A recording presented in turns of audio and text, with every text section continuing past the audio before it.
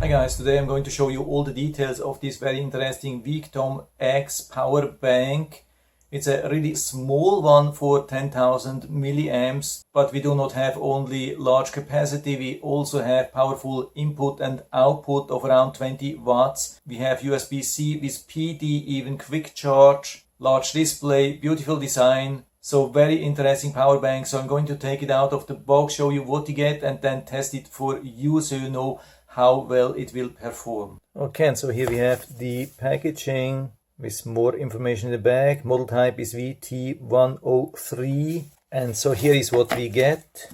We get USB-A to USB-C charging cable and some general information, specification, how to use the power bank, warranty, and so on. I think that was already it regarding the English version. It's also in a lot of other different languages. And so here we go. Yeah, definitely beautiful design. Here on the left side we can turn it on. Then we see the charging indication in percent. When you turn it to the side you can see it's really small, sleek. Here the USB-C, micro USB, USB-A, and some information here as well. I hope it's matching to the other information. Looks like they have even their website. And so let's test compatibility on USB-C. Of course, for USB-C we have to activate a trigger, otherwise it won't work. And so we have some compatibility, but not a lot. But we can see definitely PD 3.0 up to 22 watts. Okay, we can see the different triggers. And we have even different PPS triggers. Very interesting, something which I've never seen before. So let's make a quick ramp up test here and see how much power we can get maximum here on USB-C. Yeah, we had maximum 12 volts and 2.1 amps. Makes almost 25 watts maximum. So let's test maximum power also on USB-A here. Let's start with around 1 amp. You can see 4 watts, 5 watts. Let's go up 10 watts. Voltage still above 5 volts. Let's increase that. 3 amps. Everything looks perfect. Can we go higher? Yeah, we can't go much higher, just a little bit. You can see the voltage starts dropping. Yeah, where's the peak? Maybe here 3.2 amps, a little bit more than 15 watts. What we can see here, it has nice protection, so it turns off automatically, but it's not damaged. We can unplug it and plug it in again and the power is back. But of course you can also charge it with USB-C, for example here USB-C to USB-C. Good to see that USB-C is also supporting PD charge. So now we are charging with 17 watts, but I've even seen up to 18 watts before. And so you can see that we can charge 2 phones at the same time, one with USB-A and one with USB-C. And so I fully charged this power bank and then fully discharged with this testing device. I have just removed it, I haven't checked the numbers. So let's plug it in and see. By the way, as a little information for you, usually with a 10,000